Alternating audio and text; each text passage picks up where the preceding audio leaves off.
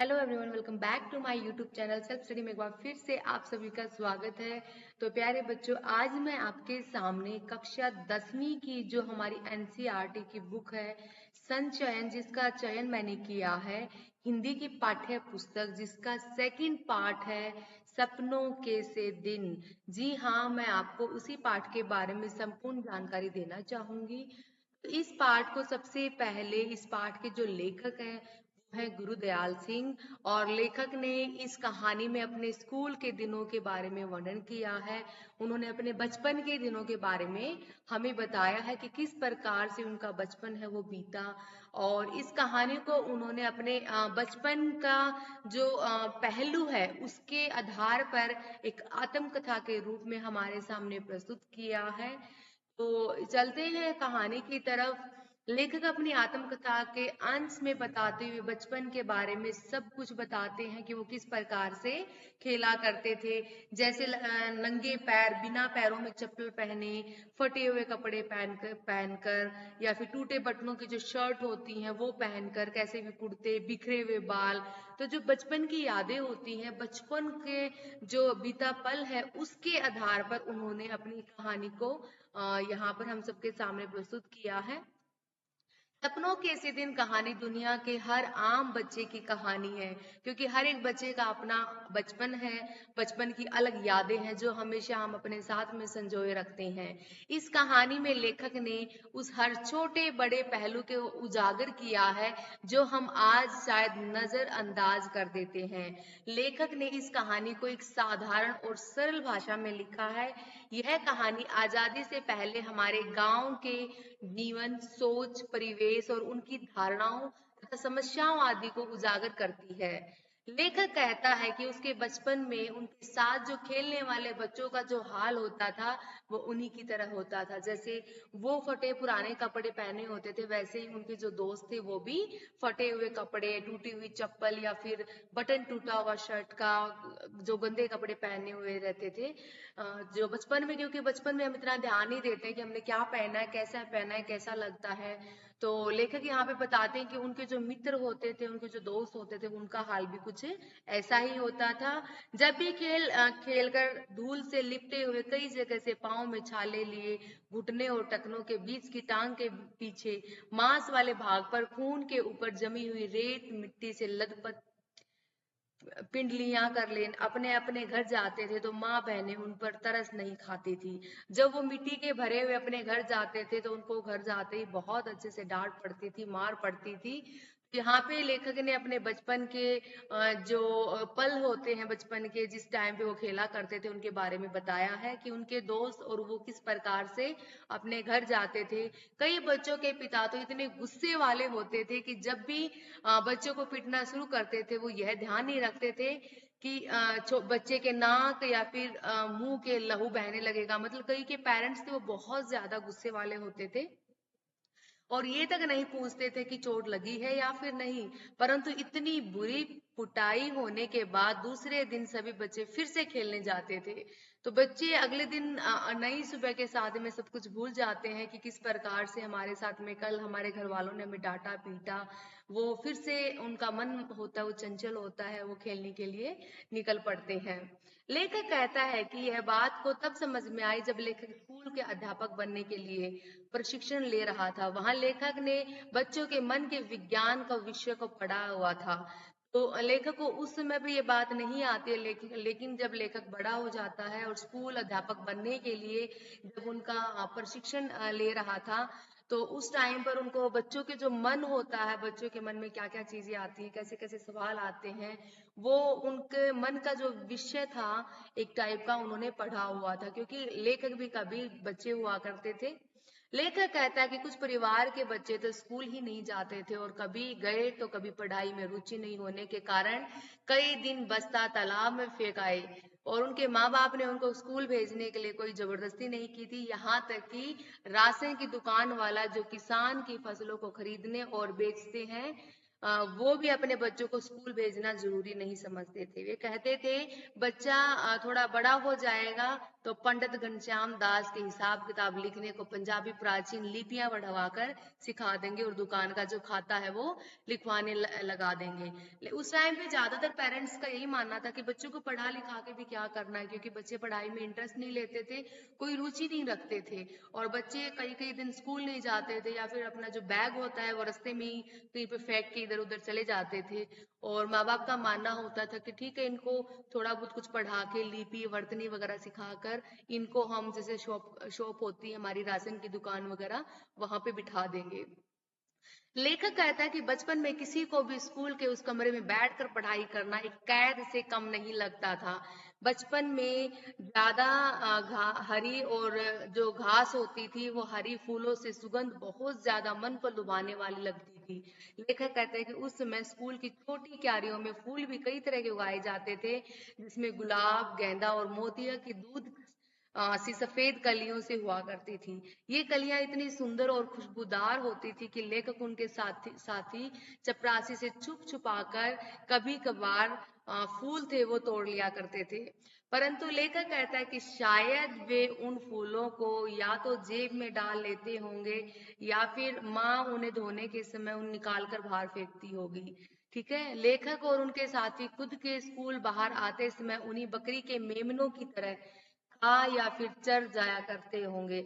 मतलब यहाँ पे बताया गया कि किस प्रकार से जो लेखक थे वो बचपन में, जो बचपन होता है, बच्चे किस प्रकार से शरारतें करते हैं।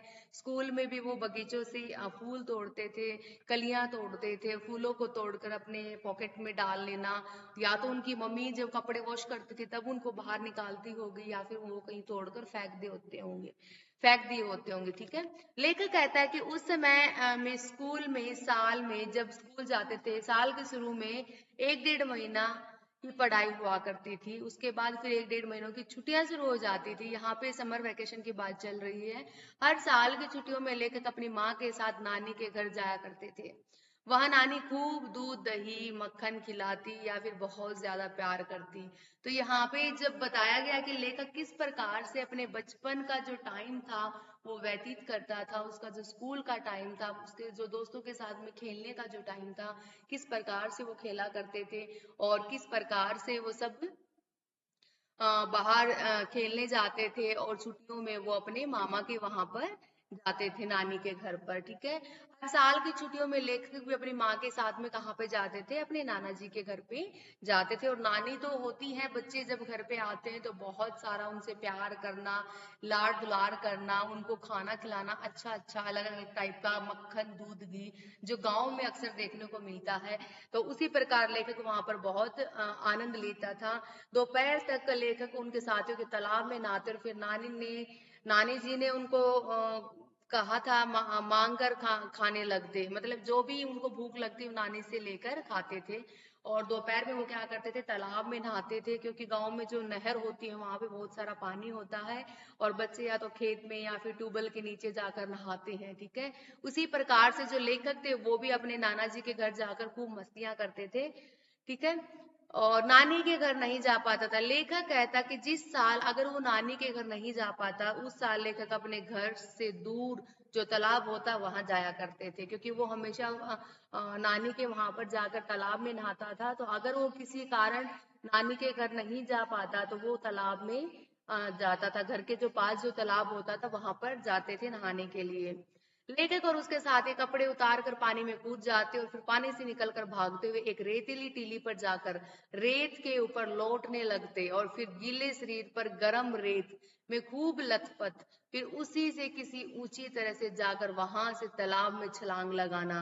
लेखक कहता है कि यदि उसे याद नहीं है कि वो इस तरह दौड़ना, रेत में लौटना और फिर दौड़कर तालाब में कूद जाने का सिलसिला 5-10 बार करते थे, या फिर 15-20 बार। तो यहाँ पे हो सकता है कि आप लोगों ने भी अपने बचपन में इस प्रकार के काम है वो किए होंगे, क्योंकि इसको पढ़कर मुझे खुद अपने बचपन की याद आ रही है। हम भी ऐसे ही किया करते थे कि तालाब में नहाना और फिर बाहर आकर मिट्टी में लोट-पोट करना, और पूरे शरीर पर जब मिट्टी लग जाती थी तो दोबारा से जाकर किसी ऊंचाई से तालाब के अंदर छलांग लगाना, गोता लगाना।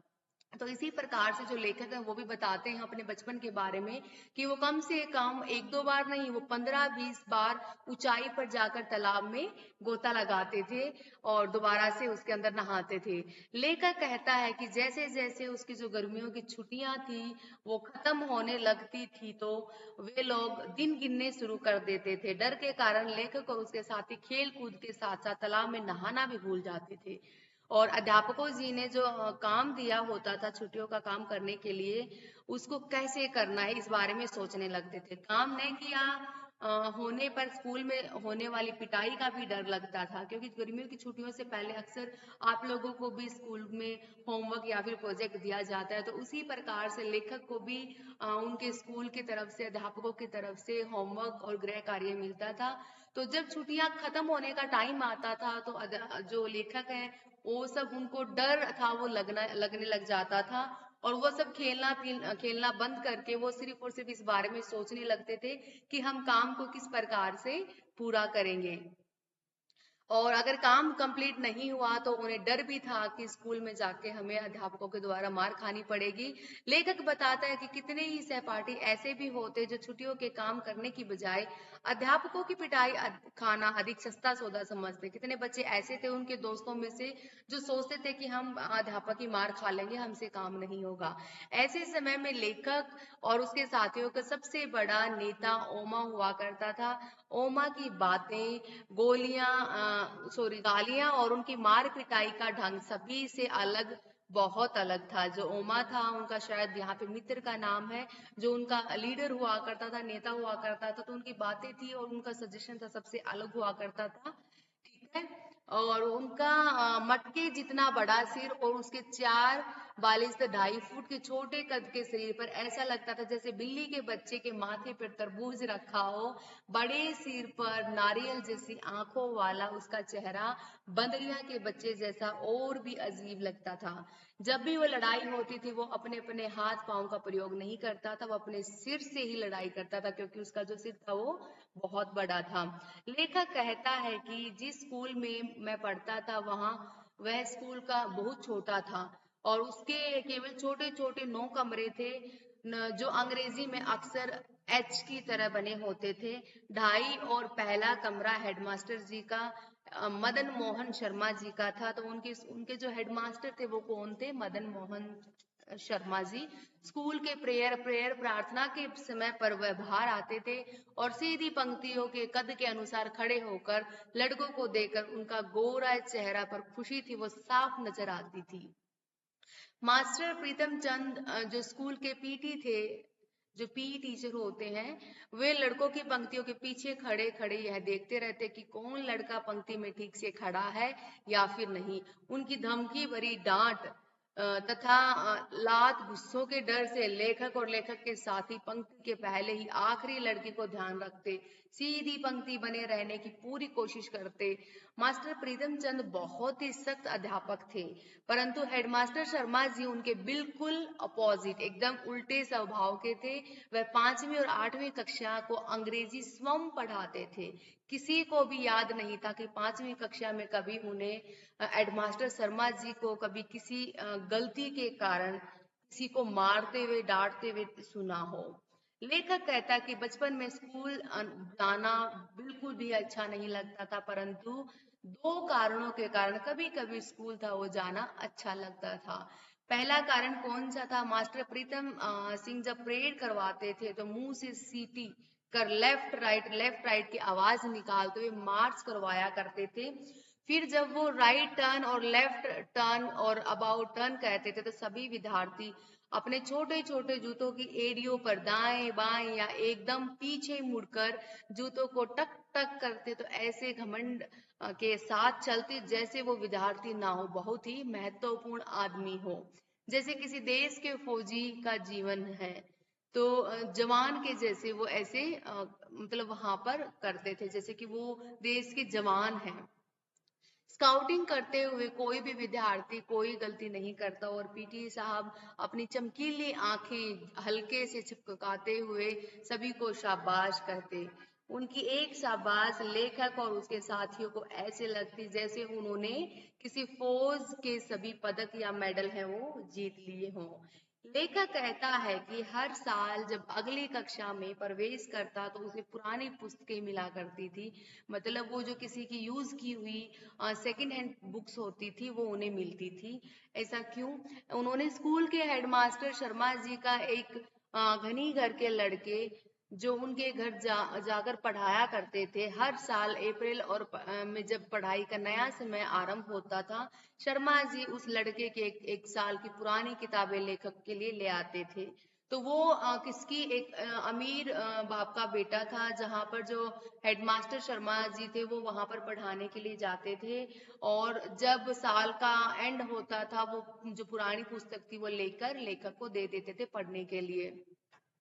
लेखक के घर में किसी को भी पढ़ाई की कोई रुचि नहीं थी। यदि नई किताबें लानी पड़ती थी तो शायद इसी बहाने लेखक की पढ़ाई तीसरी चौथी कक्षा में ही छूट जाती। लेखक कहता कि जब स्कूल में था तब दूसरे विश्व युद्ध का समय था और लोगों को फौज में भर्ती करने के लिए जब कुछ अफसर गांव में आए थे तो उनके साथ नौटंकी वाले भी आया करते थे।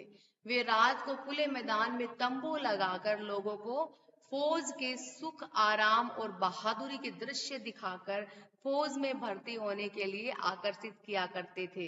तो उस टाइम पर वहां पर काफी सारे जो ड्रामा दिखाते हैं, नाटक करते हैं, वो लोग भी आते थे और गांव में जितने भी बच्चे होते थे या फिर यंग नौजवान होते थे ना, वो मोटिवेट करते थे कि किस प्रकार से फौज में है हमें भर्ती होना है, फौज में हमें क्या क्या काम करना है।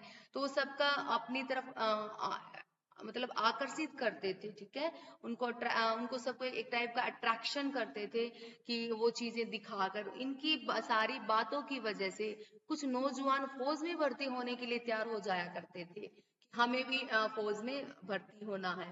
लेखक कहता है कि उन्होंने कभी भी मास्टर प्रीतम चंद को स्कूल के समय में मुस्कुराते या हंसते नहीं देखा था। उनका छोटा कद, दुबला पतला परंतु पुष्ट शरीर, माता के दाने से भरा चेहरा यानी चेचक के दागों से भरा चेहरा और बाज के जैसे तेज आंखें, खाकी वर्दी, चमड़े के चौड़े पंजों वाले जूते, ये सभी चीजें बच्चों को भयभीत करने वाली होती थी। लेखक अपनी पूरी जिंदगी में उस दिन को कभी नहीं भूल पाया था जिस दिन मास्टर प्रीतम चंद ने लेखक की चौथी कक्षा को फारसी पढ़ाने लगे थे। अभी उन्हें पढ़ते हुए एक सप्ताह भी नहीं हुआ था कि प्रीतम चंद ने उन्हें एक शब्द रूप याद करके आने को कहा। आज्ञा दी कि कल इस घंटी में केवल जुबान के द्वारा ही सुनेंगे, मतलब आपको ये याद करके आना है और कल आपको आकर ओरली ये मुझे बताना है। ठीक है, दूसरे दिन मास्टर प्रीतम चंद ने बारी बारी सबको सुनाने के लिए कहा तो एक भी लड़का नहीं सुना पाया। मास्टर जी ने गुस्से में चिल्लाकर सभी विद्यार्थियों को कान पकड़कर पीठ ऊंची रखने को कहा। जब लेखक की कक्षा में सजा सुना दी जा रही थी तो कुछ समय पहले शर्मा जी स्कूल में नहीं थे। आते ही जो कुछ उन्होंने देखा वह सहन न कर पाए। जब वहां के प्रिंसिपल ने देखा कि बच्चों को पनिशमेंट दी जा रही है तो उनको अच्छा नहीं लगा। शायद यह पतला अफसर था, उन्होंने पीटी प्रेमचंद की उस असभ्यता और जंगलीपन को सहन नहीं किया और वे भड़क उठे। तो जो उनके पीई सर थे उनको जो प्रिंसिपल ने बहुत ज्यादा गुस्सा किया। तो यहाँ पे उनके बारे में बताया गया कि किस प्रकार से जो उनके प्रिंसिपल थे वो बहुत ही सॉफ्ट और दयावान थे, एकदम काइंड हार्टेड जो बोलते हैं, इस प्रकार के स्वभाव के व्यक्ति थे। तो उन्होंने जो पीई सर ने उनको बच्चों को कोई पनिशमेंट दी थी जिसकी वजह से जो वहाँ के प्रिंसिपल थे, प्रधानाचार्य जी थे, उन्होंने उनके ऊपर चिल्लाना शुरू कर दिया। ठीक है, लेखक कहते हैं कि उस दिन हेडमास्टर शर्मा जी ने पीटी प्रेमचंद को निलंबित किया था। उस दिन के बाद यह पता होता है कि पीटी प्रीतम चंद को जब तब नाभा प्रीतम चंद जो भी थे, उनको गुस्सा किया था सबके सामने, तो वो डायरेक्टर बहाल नहीं करेंगे तब तक स्कूल में कदम नहीं रखेंगे। फिर भी जब भी फारसी की घंटी बजती तो लेखक की और उनकी कक्षा के सभी बच्चों की आती थी वो धक धक करने लग जाती, लगता था जैसे छाती है वो फटने वाली है, क्योंकि उनको उनके जो पी सर थे प्रीतम चंद, उनसे डर लगता था। लेखक कहता है कि कई सप्ताह तक पीटी जो मास्टर थे स्कूल में भी नहीं आए। लेखक और उसके साथियों को पता चला कि बाजार में एक दुकान के ऊपर उन्होंने जो छोटी छोटी खिड़कियों वाला चौबारा, वह कमरा जिसमें चारों ओर खिड़कियां और दरवाजे हों, किराए पर ले रखा था। पीटी मास्टर वहीं आराम कर रहे थे। कुछ 7वीं 8वीं के विद्यार्थी लेखक और उसके साथियों ने बताया करते थे कि उन्हें निष्कासित होने की छोटी सी भी चिंता नहीं है। मतलब स्कूल से निकाले जाने की भी उन्हें कोई चिंता नहीं। उन्हें जिस प्रकार से डांटा और उन्हें वहां से निकाला, तो वो बिल्कुल भी उस दिन के बाद स्कूल नहीं गए। जिस तरह से वो पहले आराम से पिंजरे में रहे दो तोतों के दिन में कई बार भिगोकर रखे बादामों की गिरियों को छिलका उतार कर खिलाते थे, वो आज भी उसी तरह से कर रहे थे। लेखक और उसके साथियों ने यह चमत्कार ही था उनके लिए कि जो प्रीतम चंद पट्टी या फिर डंडे की मार मार कर विद्यार्थियों की चमड़ी तक उधेड़ देते थे, वह आज तोतों से मीठी मीठी बातें कैसे कर रहे हैं। तो उनको इस प्रकार से देखकर बच्चों को भी हैरानी होती है कि ये तो बहुत गुस्सा करते हैं, आज ये इतने प्यार से तोतों को बादाम की गिरी है उनको छील कर खिला रहे हैं, ऐसा कैसे। लेखक स्वयं में सोच रहा था कि क्या तोतों की उनकी आग की तरह जलती भूरी आंखों से डर नहीं लगता होगा, क्या तोतों को उनसे डर नहीं लगता होगा। उसके साथियों को समझ में ऐसी बातें तब तक नहीं आ पाती क्योंकि वो बहुत ज्यादा छोटे हुआ करते थे। वे तो बस पीटी मास्टर के इस रूप से एक तरह से अद्भुत ही मानते थे, तो उन्हें बिल्कुल वो एक टाइप का चमत्कार लग रहा था कि किस प्रकार से जो पीटी मास्टर है उनका जो व्यवहार है वो बिल्कुल अलग है, अलग किस्म का उन्होंने देखा। तो इस प्रकार से प्यारे बच्चों यहाँ पे लेखक के जो बचपन की उनकी आत्मकथा थी उनके बारे में संपूर्ण जानकारी हमें दी गई है कि किस प्रकार से वो स्कूल जाने से कतराते थे, किस प्रकार से वो तालाब में नाना जी के घर में नहाते थे, और बचपन की जो मीठी यादें हैं उसके आधार पर इस पाठ के लिखा गया है, इस पाठ को बनाया गया है।